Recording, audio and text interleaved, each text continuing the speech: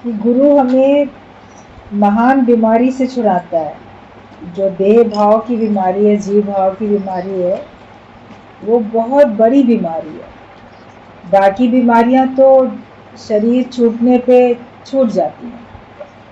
आपके शरीर में कैसे भी रोग लगे हों, आपकी मृत्यु हो गई, आपका शरीर का अंतिम संस्कार हो गया, आपके शरीर के साथ वो बीमारी भी समाप्त हो गई। दूसरा जन्म आप लोगे तो उसमें वही वाली बीमारी आपको जन्म से नहीं मिलेगी। लेकिन अज्ञानता की बीमारी, ये तो आपको अगले जन्म में जन्म से ही मिल जाएगी। ये आपके साथ ट्रैवल करती रहती है, आपके साथ घूमती रहती है बीमारी।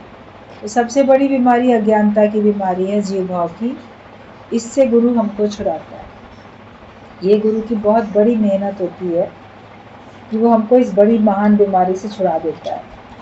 देह अध्यासी चमारों के बड़े भाई हैं, जो हर समय चमड़ा ही देखते हैं। गुरु हमारी चम दृष्टि हटा के दम दृष्टि, आत्मिक नजर देता है कि अपने को व सबको ब्रह्म करके देखो। जो अपने को देह मान के चलता है वो देह अध्यासी कहलाता है। देह का भाव उसके अंदर पक्का हो चुका है। तो बताया कि जो कूड़ा उठाने वाले हैं या चमड़े का काम करने वाले हैं, उनको तो लोग बड़ा खराब कहते हैं। ये तो देखो कूड़ा उठाता है जमादार, तो इसके पास कितनी गंदगी है। इसके पास से बच के चलते हो कि ये घर घर का इतना कूड़ा उठा के चल रहा है, इसमें कितने इन्फेक्शन होंगे। इसके पास थैले भर के इतना कूड़ा है, तो उससे अपने को बचा लेते हो। जो चमड़े का काम करने वाला होता है चमार, उसके पास से भी मरे हुए जानवरों के चमड़े की इतनी दुर्गंध आती रहती है, उससे भी अपने को बचाते हो। वहाँ देर तक खड़े नहीं रह सकते आप। लेकिन जो देह अध्यासी है, वो उनसे भी ज़्यादा गंदगी अपने अंदर समाये हुए है। अरे जमादार तो फिर भी सबका कूड़ा इकट्ठा करके लास्ट में एक जगह फेंक देगा कूड़ा घर में जाके, और फिर अपने घर में जाके नहा के साफ होके वो फिर भी बैठ जाएगा। लेकिन देह अध्यासी सब तरफ का विकार, हर एक का दोष अपने अंदर भर के उसके सहित ही अपने घर में जाके बैठ जाएगा। वो उससे अपने को नहीं छुड़ा पाता, अपने को नहीं बचा पाता। सबके दोष जो है वही कूड़ा कचरा है। किसी की कोई कमी देखते हो, कोई दोष देखते हो, तो वो तुम्हारे अंदर आ जाती है और उसको तुम दूर भी नहीं करते। फिर उसको कैसे दूर करें, कैसे हटाएं, वो अकल भी नहीं है और ज़रूरत भी नहीं महसूस करते हो। तो तुम तो सबके अंदर का दोष ढूंढ के अपने अंदर रख के बैठ गए, तो उनसे तो ज़्यादा खराब हुए ना। उनके भी बड़े भाई हो गए अब तो, कि उसने छोड़ भी दिया, तुमने तो छोड़ा ही नहीं। तुम्हारे अंदर अज्ञानता की, विषय विकारों की इतनी भावनाएं भरी पड़ी हैं कि उसकी दुर्गंध चारों तरफ फैलती है। ज्ञान की सुगंध बोली जाती है और अज्ञानता की दुर्गंध बोली जाती है, कि जो अज्ञानी है उसकी अज्ञानता की दुर्गंध फैल रही है चारों तरफ। तो उससे भी तो बचाव करो। जो संत हो जाता है वो उनसे बचता है, क्योंकि वो जानता है कि उनका संग करने से उस दुर्गंध का असर उस पर भी होगा। आप जहाँ ज़्यादा देर बैठते हो तो वहाँ की स्मेल तुम्हारे ऊपर भी तो आने लग जाती है ना। अभी आप कहीं कूड़े कचरे के पास ज़्यादा खड़े हो, बैठे हो, तो आपके कपड़ों में से आपने टच भी नहीं किया तो भी आपके शरीर से, आपको अपने हाथों में से वैसी स्मेल आएगी। अस्पताल में किसी को देखने जाते हो, सारा दिन रुकते हो, बैठते हो, तो वहाँ से भी आओगे तो आपके पास से दवाइयों की और अस्पताल की अजीब प्रकार की बदबू आपके पास से आने लग जाती है। और वहीं आप कहीं हवन होता है, वहाँ जाके बैठ के आए तो वहाँ पे सब हवन सामग्री डाली गई, वो सुगंधित धुआं चारों तरफ था, तो वो भी आपके अंदर बस जाता है। घर में आके आप देखो, आपके कपड़ों में से जो कपड़े पहन के गए थे, आपके शरीर से भी आपको उसी तरह की हवन सामग्री वाली आती है सुगंध। तो जैसे हम वातावरण में रहते हैं, वहाँ की सुगंध या दुर्गंध जाने अनजाने हमारे में अपना प्रभाव डाल ही देती है। आप चाहो या ना चाहो, उसका प्रभाव आपके ऊपर पड़ता ही पड़ता है। संसार में रहोगे, संसार का प्रभाव पड़ेगा, सत्संग में रहोगे, सत्संग का प्रभाव पड़ेगा। इसके लिए अपना जो संग था उसे हमें ज़रूर देखना है। As the company saw the colour बोला गया। जैसी कंपनी होती है वैसा कलर चढ़ता है, जैसा संग करते हो वैसा रंग तुम्हारे पर चढ़ जाता है। तो साध संगत में ही रहो, सत्संग में ही रहो, बाहर से भी और भीतर से भी। बाहर से आपने सत्संग कितनी देर का आप करोगे, आखिरकार तो अपने घर जाओगे, लेकिन अंदर मन में विचार तो 24 घंटे तुम्हारे संग किए हुए हैं। मन में 24 घंटे कोई ना कोई विचार चलते हैं। तो अपने अंदर मन में हमें हमेशा ज्ञान के विचारों का मनन करते रहना चाहिए। अंदर से हम किसका संग करके बचे, अंदर से भी तो हम भगवान का संग करके बचे। तभी बोला गया, एक प्रभु का कर ले संग तो होगी न तेरी समाधि भंग। जो तुम्हारी समाधि गुरु लगा के देता है 24 घंटे की, खुली आंखों से चलते फिरते समाधि लगी हुई है। और लोग तो ध्यान समाधि में बताएंगे एक जगह स्थिर होकर बैठ जाओ, आंखें बंद कर लो, लेकिन यहाँ गुरु आंखें खुली हों, कार्य करते हों, चलते फिरते हों, किसी भी कार्य में लगे हों, आपकी समाधि की अवस्था होती है। क्योंकि तुम भीतर से एक प्रभु का संग करके बैठे हो, एक भगवान का ही संग तुम कर रहे हो, किसी और का संग तुम नहीं करते। इसके लिए गुरु की मेहनत है और अपने ऊपर अपनी कृपा की ज़रूरत है। जितना जितना आप अपने पे कृपा करोगे उतना ही आपका कल्याण होगा। तो गुरु हमारी चम दृष्टि हटा देता है। जैसे कि चमार हमेशा चमड़ा ही देखता है, वो कहीं जाएगा ना तो वो ये चमड़ा अच्छा है बुरा है कितने का है, उसकी खरीदारी बिक्री उसी चीज़ पे निर्भर करती है। जिसका जो बिजनेस होता है ना, वो कहीं घूमने भी जाएगा तो जिसका जो भी बिजनेस होगा उससे संबंधित दुकानें या कोई भी ऐसा स्थान दिखेगा तो उसका ध्यान वहाँ आकर्षित होगा कि ये जो है मेरे काम का है। तो चमार चमड़े को ही देखता है, कहीं भी जाएगा तो देखेगा हाँ ये ज़्यादा अच्छा है कि ख़राब है, इसकी क्या कीमत हो सकती है, इससे मुझे कितना फ़ायदा हो सकता है। उसको उसकी पहचान हो जाती है ना, और उसका ध्यान भी उसी पे जाता है। तो जो देहाध्यासी व्यक्ति होता है उसकी दृष्टि चम दृष्टि बोली गई है, क्योंकि वो शरीर को देखता है, बाहर से शरीर को देखता है, चमड़े को देखता है। गुरुजी बोलते थे तुम्हारी चमार वाली नज़र है, तुम्हारी कसाई वाली नज़र है। चमार चमड़ा देखता है, तुम भी दूसरे का रंग रूप देखते हो, ये गोरा है कि काला है, ये कैसा है कि कैसा नहीं है, बाहर की आकृति बाहर का कलर देखते हो। और जो कसाई होता है वो देखेगा, उसको खरीदना है बकरा भैंसा मुर्गा जो भी उसको खरीदना है कसाई को, तो वो देखेगा नज़रों से तोलेगा इसमें मुझे कितना मांस मिल सकता है। इसको काट करके इसके पंख हटा देंगे, इसका बाकी चीज़ें हटा देंगे, हमें सॉलिड मांस कितना मिलेगा। बकरा भैंसा उसको भी काट लेंगे, उसके सींग खुर सब अलग करके हमको मांस कितना मिलेगा। तो उसकी दृष्टि उस पे होती है। तो तुम्हारी भी दृष्टि ये मोटा है ये पतला है, उसके मांस पे ही तो चली गई या उसके रंग रूप पे चली गई। तो ये तुम्हारी नज़र चमड़े वाली और कसाई वाली मांस तोलने वाली नज़र होती है। इससे बचाव करो। चम दृष्टि के बदले हमारी दम दृष्टि हो जाए, मतलब जिसके दम पे ये चल रहा है उसको मैं देखूं ना, किसकी शक्ति से चल रहा है सारा संसार सारा ब्रह्मांड भी, और जिसको मैं देखता हूँ वो भी। तो वो चलता तो हर एक परमात्मा की शक्ति से है, उसी के दम पे चलता है, उसी के दम पे दुनिया चल रही है। तो ये दम दृष्टि होती है, मतलब तत्व को देखो, परमात्मा को देखो। जब ये दृष्टि बन जाती है तो तुम्हारी उन्नति होती है। हर एक के अंदर बसने वाली सत्ता, हर एक के अंदर बसने वाली शक्ति, उसको पहचानने की नज़र ज्ञान से मिलती है और हम उसमें फिर टिक भी जाते हैं। फिर हमको जहाँ तहाँ देखते हैं, ब्रह्म ही ब्रह्म हर तरफ हमको नज़र आता है।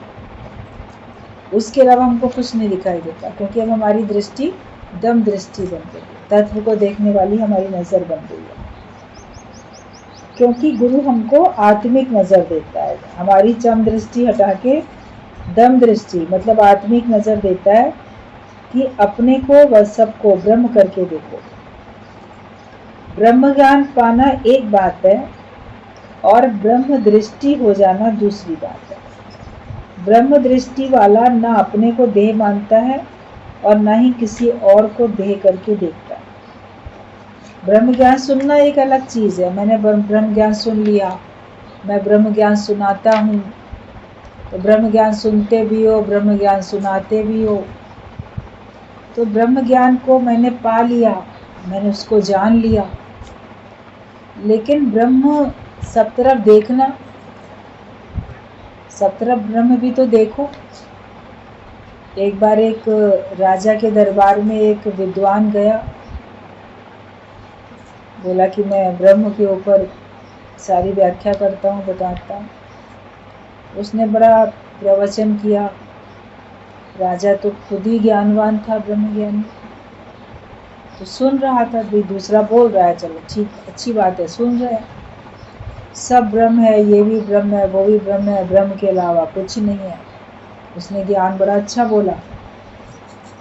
जब ज्ञान बोल के वो रुका, चुप हुआ, तो राजा ने उससे पूछा कि तुम कौन हो? तो एकदम देखने लगा राजा को, चुप हो गया, अपने को नहीं बोल सका मैं ब्रह्म हूँ। ऐसे तो बोल रहा था ब्रह्म के अलावा दुनिया में दूसरा कुछ है ही नहीं, एक ब्रह्म ही सब जगह व्याप्त है। जब पूछा तुम कौन हो, तो कहता ना मैं ब्रह्म हूँ, जो मैं व्याख्या कर रहा हूँ मैं वही हूँ। वो उसका निश्चय था नहीं, अपने को वही प्रकांड पंडित, शास्त्रार्थ करने वाला या प्रवचन करने वाला ज्ञाता मान रहा था, ज्ञानी अपने आप को। राजा को राजा देख रहा था कि राजा के दरबार में जाके इतना व्याख्यान करूँगा, मेरी बड़ी प्रशंसा होगी, मुझे बहुत कुछ प्राप्ति भी होगी, भेंट भी मिलेगी। तो उसने बोला तो सब कुछ, मगर उसकी दृष्टि ब्रह्माकार नहीं थी। तब राजा ने कहा कि जब तुम सब तरफ ब्रह्म ही ब्रह्म देख रहे हो, बोल रहे हो कि सब तरफ ब्रह्म ही ब्रह्म है, तो तुम अपने को ब्रह्म नहीं जानते, तुम दूसरे को ब्रह्म करके नहीं देखते हो, तो तुम्हारा केवल कोरा व्याख्यान किस काम का? तो वही गुरु भी कहते हैं कि तुम्हारा कोरा व्याख्यान किस काम का? ज्ञान सुन लिया, बहुत सुन लिया, ज्ञान सुना दिया, बहुत सुना दिया, बैठे कहाँ हैं? बैठे वहीं पर ही, दूसरे को उपदेश करते। पर उपदेशे आप न करे तो आवत जावत जन्मे मरे। आप दूसरे को उपदेश दोगे, खुद उस पर चलोगे नहीं, तो जगत में आओगे जाओगे, जन्म लोगे, मरण में आते चले जाओगे, यही होगा। एक तोते को बोलना सिखा दिया था, तो वो दूसरों को उपदेश दे रहा था।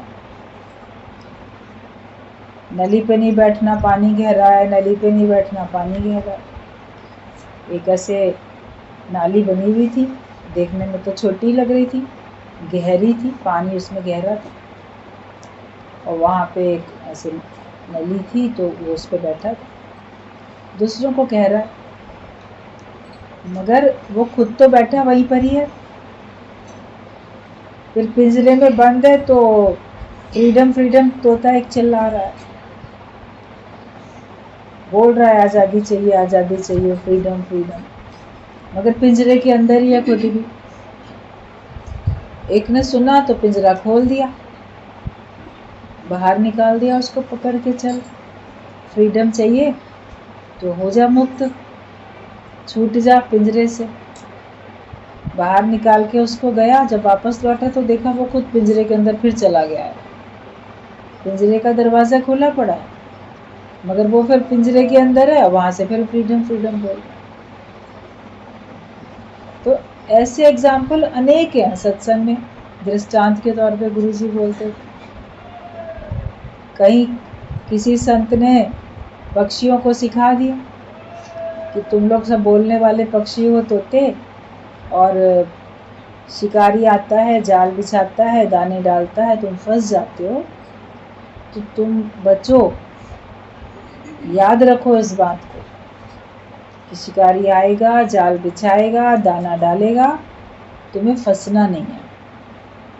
बोले ठीक बात है, हम बिल्कुल याद कर लेते हैं पक्का, तो अब कम से कम हम फंसेंगे नहीं। आपस में इकट्ठे बोल रहे हैं, गा रहे हैं, शिकारी आएगा, जाल बिछाएगा, दाना डालेगा, तुम फंसना नहीं। जब अगले दिन शिकारी आया, बोला आज तो यहाँ के जंगल के जो पक्षी थे बड़े समझदार हो गए, तो यहाँ तो मैं जाल डाल के दाना डालूंगा, ये लोग तो फंसेंगे ही नहीं, इनको तो समझ मिल गई है। आगे जाने लगा तो शिकारी का मित्र था, बोला क्या बात है, आज तुम पक्षी पकड़ नहीं रहे हो? बोला वो सब बड़े समझदार होशियार हो गए, फंसेंगे नहीं, बोल रहे हैं, सिखा दिया सबको संत ने। तो उसने कहा अरे सिखा दिया तो कोई बात नहीं, डालो तो, तुम तो अपना काम करो, देखो फंसते हैं कि नहीं फंसते हैं। तो उसने कहा ये भी बात ठीक है। तो वहाँ उसने जाके जाल ज़मीन में बिछा दिया और दाने बिखेर दिए, एक तरफ छिप के दूर खड़ा हो गया। तो दाने देख के पेड़ के ऊपर डालियों पे जो पक्षी सब वो गीत गा रहे थे, सब उतर आए नीचे दाना चुगने के लिए। उन्हीं जाल में बैठ गए तो पंजे फंस गए उनके। अब उसमें फंसे पड़े हैं, गा फिर भी वही रहे, शिकारी आएगा, जाल बिछाएगा, दाना डालेगा, हमें फंसना नहीं है, और फंसे वही पड़े। गुरुजी बोलते तुम लोग की हालत भी ऐसा ही है, फंसे वही पड़े हो, बोल रहे हो कि माया ऐसी है, वो चंगुल में ले लेगी, हमको जन्म मरण के चक्कर में ले आएगी, हमको बचना है, और बचे हो नहीं, प्रलोभन में आ गए, आकर्षण में आ गए, लोकारीत में आ गए, कहीं ना कहीं तो बंधन में फंसे ही पड़े हो ना।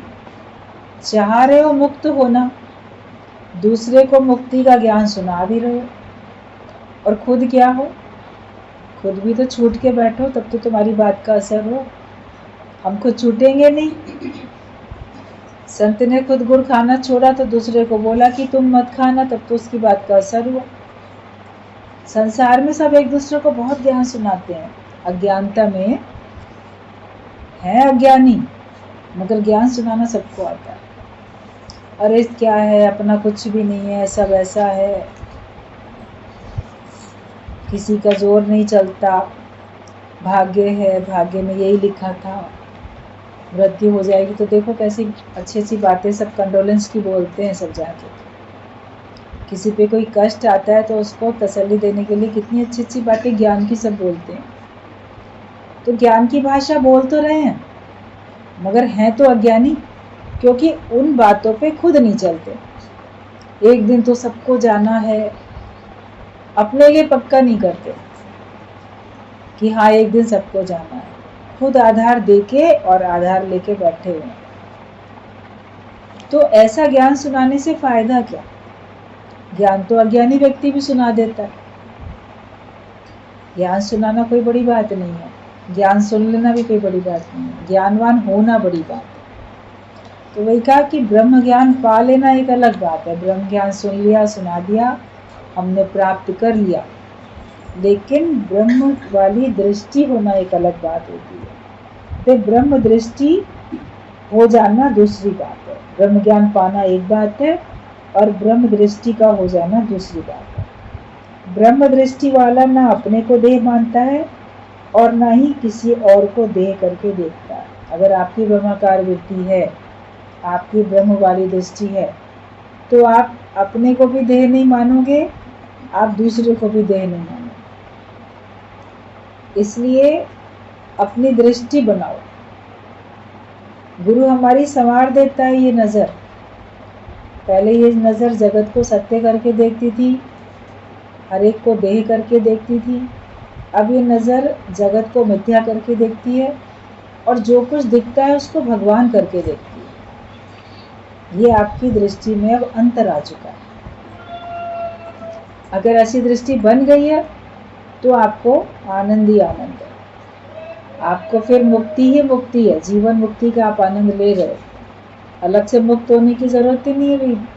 आपकी दृष्टि बन गई, आपको सब जगह ब्रह्म ही ब्रह्म दिखता है, अपने में भी और सब में भी। यही तो काम करना है। एक रंका और बंका ने कहा, तुमने सोने व मिट्टी को भी अलग अलग क्यों देखा, ब्रह्माकार वृत्ति क्यों नहीं रखी। रंका और बंका का दृष्टांत है। भाई थे दोनों, गरीब थे। अर्जुन ने कहा कि भगवान इनकी गरीबी आप दूर क्यों नहीं कर देते हैं। बोले ये इसी में खुश हैं और इनके भाग्य में यही है और ये अपने भाग्य में खुश भी हैं। अगर मैं इनको दूंगा तो ये लेंगे भी नहीं।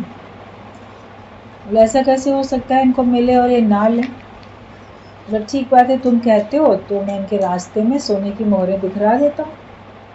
वरना ये लोग तो सवेरे देखो जाते हैं जंगल में, लकड़ी काटते हैं, शाम तक जाके बेचेंगे, फिर उससे सामान लेके आएंगे। तो घर में इनकी बहन है, जब ये सामान लेके जाएंगे तब वो खाना बनाएगी, तब एक टाइम ये लोग खाना खाएंगे। बाकी टाइम तो ये भगवान की भक्ति में ही रहते हैं। जितनी आवश्यकता होती है एक टाइम खाने से जीवन चल जाता है। ये लोग इतना ही परिश्रम करते हैं। तो भगवान ने कहने से, अर्जुन के कहने से उनके रास्ते में सोने की मोहरें बिखरा दी। अब रंका जो था वो चल रहा था आगे आगे, लकड़ी लिए हुए, सर पे कट्ठर। थोड़ा पीछे दूरी पे उसका भाई आ रहा था, लकड़ी लिए, सर पे कट्ठर।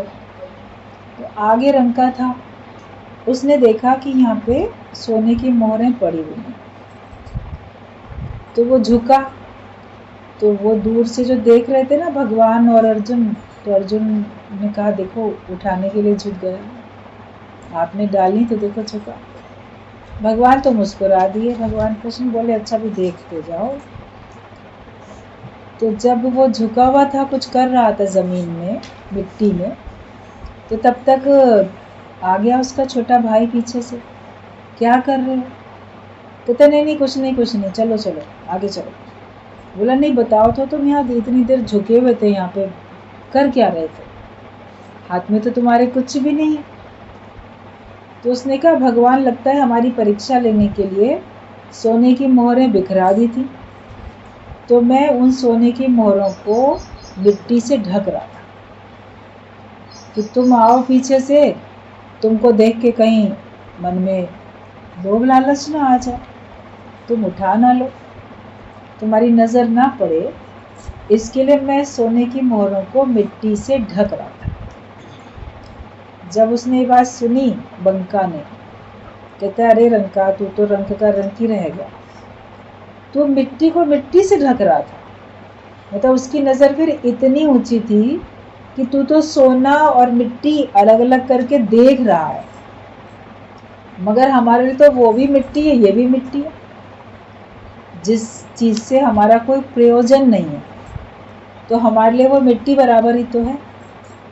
जिस चीज़ से आपका कोई वास्ता ही नहीं है, आपके लिए वो मिट्टी राख के बराबर है, क्योंकि हमारा उससे कुछ लेना देना है ही नहीं। बोले हमें क्या करना, तुम मिट्टी को ही तो मिट्टी से ढक रहे थे। तो उसकी ऐसी समझ सुन के वो भाई बड़ा खुश हो गया। बोले हाँ भगवान देखो परीक्षा लेते हैं हमारी, हमें इसमें फंसना नहीं है, चले गए आगे। तब भगवान ने कहा कि देखो भक्त ऐसे होते हैं, उनकी समझ ऐसी होती है।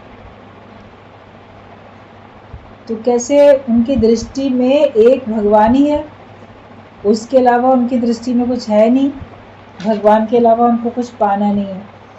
अपनी मेहनत मजदूरी करके जितनी आवश्यकता है उतना ही धन उनके लिए पर्याप्त है। मुफ्त का बहुत अधिक धन उन्हें चाहिए ही नहीं। इकट्ठा कर भी लोगे तो क्या करोगे, आप किसी और के लिए छोड़ के जाओगे। आपने अगर इकट्ठा कर भी लिया तो इस्तेमाल तो उतना ही करोगे जितना तुम्हारे नसीब में, दाने दाने पे लिखा है खाने वाले का नाम। बहुत इकट्ठा कर भी लेते हैं, आप उतने ही अमीर हो जितना आप खर्च कर पा रहे हो। आपके बैंक में कितना है, आपके घर में कितना है, उससे आपका कोई मतलब नहीं। जितना आपने अपने हाथ से खर्च कर दिया उतने ही आप अमीर हो। नहीं खर्च करते हो तो आप गरीब के गरीब हो। वो गरीब खर्च नहीं कर पाता, उसके पास होता ही नहीं है। और कोई व्यक्ति होते हुए भी खर्च नहीं करता तो उसको अमीर मानने से मतलब क्या है, उसको भी गरीब ही मानो ना। आपके घर में भंडार भरा पड़ा है, मगर जितना तुम्हारे भाग्य का होता है, अन्न जल तो उतना ही कर पाते हो, खाना तो उतना ही खा पाते हो। कभी आप बहुत अच्छा बना के रखो, आपके नसीब में नहीं है, कोई अचानक मेहमान आ जाए तो आपको उनको खिलाना पड़ेगा। या मान लो मेहमान नहीं आए, आप खाना खाने बैठे हो तो उसमें कोई चीज़ गिर गई, मान लो ऊपर से कोई मकड़ी छिपकली कोई कीड़ा मकोड़ा कुछ गिर गया, तो भी आप नहीं खा पाओगे, उसको फेंकना पड़ेगा। या मान लो कोई गिरा भी नहीं है, ऊपर से कुछ उसमें अचानक तुम्हारी को तबीयत खराब हो गई, तुम्हारा जी मिचलाने लगा, तुम्हारे पेट में दर्द होने लगा, तुम्हारे को कुछ प्रॉब्लम हो गई, तो तुम खाने की तरफ देख भी नहीं पाओगे, नहीं खा पाओगे। तो कोई भी कारण बन सकता है, अगर वो तुम्हारे हिस्से का नहीं है तो तुम उसको स्वीकार करके करना चाह के भी स्वीकार नहीं कर सकते। तो जो तुम्हारे हिस्से का है वो तुम्हारे सामने है, और जितना तुम इस्तेमाल कर रहे हो वही तुम्हारे हिस्से का है। तो ज्ञानी उसी में खुश रहता है, वो अपने को परेशान नहीं करता, वो अपने भगवान के शिकवे शिकायत में अपना जीवन नहीं गुजारता, वो उसमें खुश रहता है। हमें सबको अपने भाग्य में खुश रहना है, तो अपनी वृत्ति हमको ब्रह्माकार वाली वृत्ति रखनी है। तो जैसे उसने कहा बंका ने कि तुमने सोने और मिट्टी को भी अलग अलग करके क्यों देखा, तो हम क्यों देखें अलग अलग करके, जब सब तरफ है ही भगवान तो हमको अलग अलग करके देखना ही नहीं है।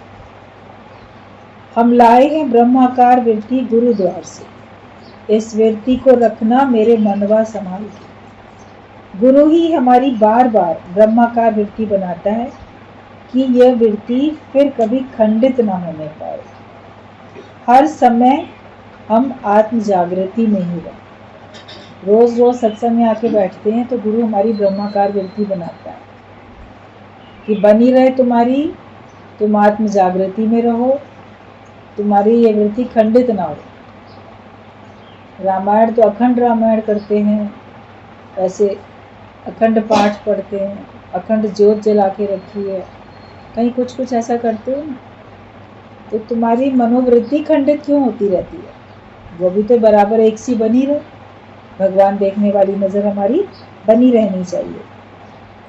क्राइस्ट ने कहा है कि I am son of God not son of man, कि मैं भगवान का ही बेटा हूँ और मैं किसी व्यक्ति इंसान का मुझे संतान ना समझा जाए। एक बार उसकी माँ सत्संग में आ रही थी, लोगों ने कहा क्राइस्ट की माँ आ रही है, उसे रास्ता तो दो। तो क्राइस्ट ने कहा मेरी कोई माँ नहीं है, अगर उसे मेरी माँ समझते हो तो रास्ता मत देना, क्योंकि मैं और मेरा पिता सदा से एक ही है। उसे तुम किसी वृद्ध महिला समझ के रास्ता दो, अलग बात है, क्योंकि वो क्राइस्ट की माँ है इसलिए रास्ता दे दो। उसी उम्र की और महिलाएं भी आ रही हैं, उनको आदर मान सम्मान नहीं दोगे। ये फलाने की माँ है, फलाने का ये संबंधी है, उस वजह से आप उसको कर रहे हो मान सम्मान। लेकिन जब तुम्हारी वृत्ति ऐसी बन जाएगी मुझे हर एक का मान सम्मान करना, अजनबी भी हो तो भी हमें उसका मान सम्मान करना है, उसको भी हमें सुरक्षा की भावना देनी है। अपने वालों के लिए कितनी सुरक्षा की भावना आपके अंदर हो, दूसरों को भी देते हो।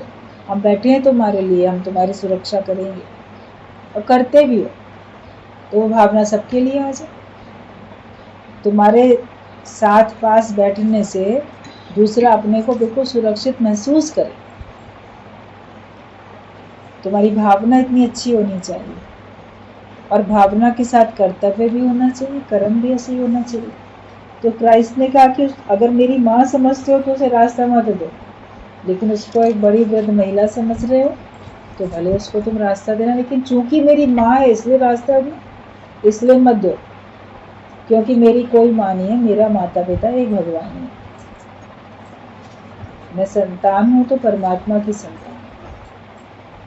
तो जो उसकी तो अंदर से निश्चय वाली वही बुद्धि थी, वैसी उसकी वृत्ति थी। तो तुम भी अपने से पूछना कि क्या तुम अपने को जन्मा हुआ मानते हो, या किसी को भी अपना बेटा बेटी कुछ भी समझते हो, या तुम अपने को स्वयंभव समझते हो। तुम स्वयंभव हो, अकाल मूर्त अजूनी स्वयंभव। कई बार पढ़ लेंगे, कई बार बोल लेंगे कि सब अपने आप से ही स्वयंभव, अपने आप से ही उत्पन्न होते हैं। उनको कोई उत्पन्न करने वाला नहीं होता। जितने भी शरीर हैं सब परमात्मा का रूप है। परमात्मा अपने आप प्रकट होता है, और परमात्मा का काम है कभी प्रकट होना, कार्य करना, फिर अंतर ध्यान होना। तो क्या तुम अपने को समझते हो स्वयंभव, या मैं तो फलाने का बेटा हूँ, फलाने की बेटी हूँ? अगर जन्मने वाला मानोगे तो एक दिन अपने को मरने वाला भी समझो। लेकिन ना मैं जन्मने वाला, ना मैं मरने वाला, मैं स्वयंभव हूँ। तो क्या तुम अपने को स्वयंभव समझते हो? कारण शरीर में भी किसी से रिश्ता तुम्हारा जुड़ा हुआ है, अपने संबंध पक्के हैं, तो फिर वही कारण बन जाएगा जन्म मरण के चक्कर। अगर तुम्हारे किसी के साथ रिश्ते नाते इतने गहरे हो गए हैं, अंदर तक धंसे पड़े हैं, ये मेरा फलाना, मैं फलाने का, ये कोई भी रिश्ता नाता किसी के साथ भी है, तो वो तुम्हारे जन्म मरण का कारण बन जाएगा। ज़रूरी नहीं है कि तुम्हारे परिवार वालों के साथ ही तुम्हारा जन्म मरण का कारण बने। मैं मेरा वहीं पर ही हो। जड़ पदार्थों से भी मैं मेरा हो जाता है। अंतकाल जो माया सुमरे, तो रुपया पैसा तो जड़ पदार्थ है ना, मगर मेरा मान लिया तो तुम्हारा संबंध जुड़ गया ना उससे। तो अपने धन की सुरक्षा करने के लिए तुमको सर्प योनि में जाके वहाँ पे सुरक्षा करने को कुंडली मार के बैठना पड़ेगा उस धन के ऊपर। किसी पशु पक्षी के साथ भी मेरा का संबंध बना लिया तो तुम्हें जड़ भरत की तरह हिरन बन के जाना पड़ेगा उस हिरणों के झुंड में, हिरन के मोह में। ज़रूरी नहीं है कि आप अपने परिवार के लोगों में ही संबंध मानो मैं मेरा। किसी में भी आपने मान लिया, जड़ पदार्थों में, पशु पक्षियों में, मनुष्यों में, अपने में, पराये में, कहीं भी, तो तुम्हें जन्म मरण के चक्कर में आना पड़ेगा। लेकिन जब तुम अपने को परमात्मा की संतान मानते हो और वो और मैं एक है, जब ये मान लेते हो मैं और मेरा पिता एक है, ईश्वर अंश, जीव अविनाशी। भले ईश्वर का अंश हूँ, कहला रहा हूँ ईश्वर का अंश अलग, लेकिन तो भी मैं अविनाशी हूँ, क्योंकि वो और मैं एक है। तत्व से वो और मैं एक है। समुद्र और उसकी लहर तत्व से एक है। गहना और सोना तत्व से एक है। जब ये बात हमारे अंदर में पक्की एकदम हो जाती है पक्की, तो फिर आपका जन्म मरण का चक्कर समाप्त हो जाता है। तो कारण शरीर में भी अगर किसी से रिश्ता जुड़ा हुआ है, गहराई में तुम्हारे अंदर किसी से रिश्ता जुड़ा है, तो वो ही आपका जन्म मरण का कारण बन जाता है। अपने संबंध पक्के हैं तो फिर वही कारण बन जाएगा जन्म मरण के चक्कर का भी। इसीलिए हर समय सावधान रहो, ना देह की बात करो, ना सुनो, और ना मन में ख्याल करो। शरीर की बातें, संसार की बातें ना अपने मुख से कहो, ना अपने कानों से सुनो, और ना मन में उसका चिंतन करो। हमें उसका चिंतन भी नहीं करना। कह तो देते हैं बुरा मत देखो, बुरा मत बोलो, बुरा मत सुनो, तो आपको बुरा कहना भी नहीं, बुरा बोलना सुनना भी नहीं, न कान से, न आँख से, न मुख से, लेकिन अंदर बुरा सोचना भी नहीं, मतलब मन से भी नहीं सोचो। जगत की बातें, देह की बातें ना अपने मुख से कहो और ना अपने कानों से सुनो और ना अपने मन में उसका मनन करो। ये हमको सावधानी रखनी है। जन्म मरण के चक्कर से भी अगर तुम्हें छूटना है तो इसलिए हर समय सावधान रहो। ना देह की बात करो, ना सुनो, ना मन में ख्याल करो। यही सावधानी करो। आप कानों से कितनी बातें सुनते रहते हो, मुख से कितनी बातें बोलते रहते हो और मन में कितनी बातें चलती रहती, मन में ख्याल भी तो नहीं करो। गुरु सावधान कर रहा है, हमें सावधान होना है। सावधानी रखेंगे तो आपका सत्संग में आने का जो उद्देश्य है वो पूरा हो जाएगा, वरना सत्संग में आने का जो वास्तविक लाभ मिलता वो लाभ नहीं मिल पाएगा। समुद्र किनारे कोई ठंडी हवा खा के आ सकता है, उसके किनारे किनारे रेत में लोग चलते हैं और ठंडी ठंडी अच्छी हवा मिलती है, आंखों से समुद्र का नज़ारा देखते हैं, बड़ी लहरें उठ रही हैं, मन प्रसन्न होगा, वो तो लाभ सबको मिल जाएगा। लेकिन कोई समुद्र में जाके स्नान करे, लहरों में अपने को भिगोए, स्नान करे, कोई उसमें अंदर तक सैर करके आए, पानी के जहाज में जाके कोई ऐसा सीख जाए कि समुद्र से गहराई में जाके मोती निकाल के लाए। समुद्र के पास तो सब कुछ है, कोई बिरला मोती निकाल पाता है ना, सभी थोड़ी निकाल पाते हैं। गुरु चाहता है हम सत्संग में आए हैं तो जैसे समुद्र में से मोती निकालने वाली बात है, हम उतना लाभ ले लें कि सत्संग में आके हम परमात्मा को प्राप्त कर लें, हम आवागमन के चक्कर से छूट जाएं। बाकी छोटे छोटे लाभ तो सबको मिलते हैं। सत्संग में आना व्यर्थ नहीं जाता है, किसी को कम किसी को अधिक, जितना जो पुरुषार्थ करता है उसको फायदा पड़ता ही रहता है, लेकिन पूरा फायदा पड़ जाए तो अच्छा। मनुष्य जन्म में आके हम पूरा फायदा ले लें, इस मनुष्य शरीर का भी, मनुष्य जन्म का और सत्संग में आने का, ब्रह्म ज्ञानी होने का हम पूरा का पूरा लाभ ले लें कि हम ब्रह्माकार वृत्ति में टिक जाए। गुरु हर एक को यही समझदारी देता है, इस समझदारी का उपयोग करो अपने लिए और अपना फ़ायदा लेके अपना पूरा लाभ सबको करना है।